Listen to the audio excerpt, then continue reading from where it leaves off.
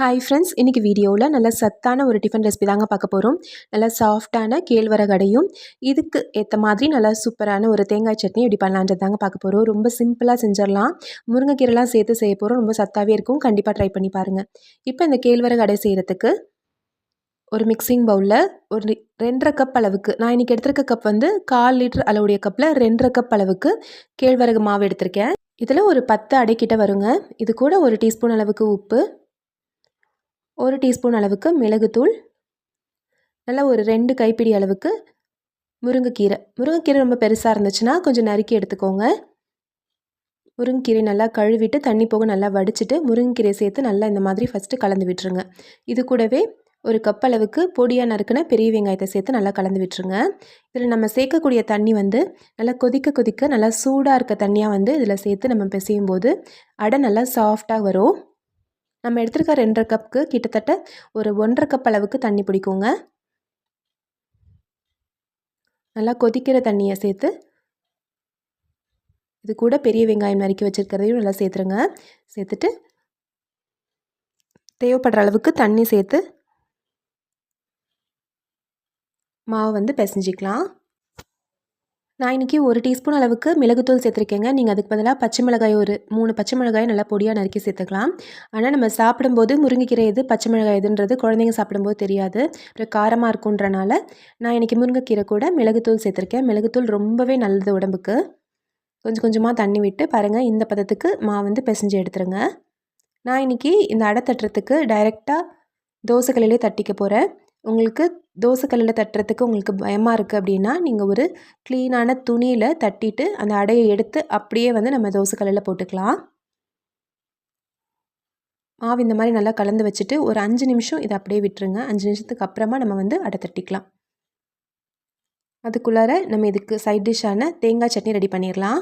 தேங்காய் சட்னி செய்கிறதுக்கு 1 மூடி அளவுக்கு தேங்காய் எடுத்து வச்சுருக்கேங்க. கூடவே 1 டீஸ்பூன் அளவுக்கு கல்லுப்பு, 2 பல்லு பூண்டு, 1 துண்டு இஞ்சி, பச்சை மிளகாய் காரத்துக்கு, கூடவே ஒரு 1/4 கப் அளவுக்கு பொட்டுக்கடலை, இது எல்லாத்தையும் சேர்த்து நல்லா நைஸாக அரைச்சிட்டு தாளித்து கொட்டிக்கலாம். தாளிக்கிறதுக்கு இன்றைக்கி நான் வந்து கடுகு, உளுத்தம்பருப்பும் பெருங்காயத்தூள் மட்டும் சேர்த்துருக்கேன். இஞ்சி பூண்டு இதெல்லாம் சேர்த்து செய்கிறோம் அப்படின்றனால தேங்காய் சட்னி நல்லா வாசனையாக ரொம்ப டேஸ்ட்டாக இருக்கும். அது இந்த கேழ்வரகு அடைக்கு அவ்வளோ டேஸ்ட்டாக இருக்கும். இதை வச்சு சாப்பிடும்போது ரொம்ப திக்காக இல்லாமல் இந்த மாதிரி வந்து ரெடி பண்ணி எடுத்துருங்க. இப்போது ஸ்டவ்வில் ஒரு தோசைக்கல் வச்சுக்கலாங்க. கல் சூடு பண்ணிக்கலாம்.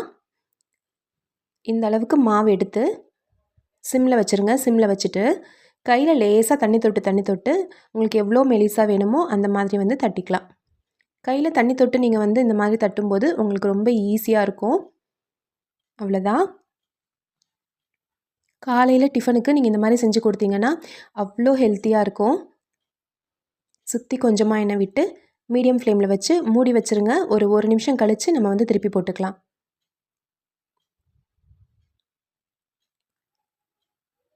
ரெண்டு சைடும் நல்லா வெந்து வரட்டும். நல்லா வெந்ததும் நம்ம வந்து எடுத்து பரிமாறிடலாம். 2 சைடும் நல்லா வெந்தது கொஞ்சம் கலர் லேசாக மாறி வரும். அந்த அளவுக்கு நல்லா வெந்து வரட்டும். தேவைப்பட்டால் கொஞ்சமாக எண்ணெய் வந்து தடவி விட்டுக்கோங்க. நான் எடுத்துருக்க அளவுக்கு கிட்டத்தட்ட ஒரு 10 அடைக்கிட்ட இந்த சைஸில் வந்துச்சுங்க.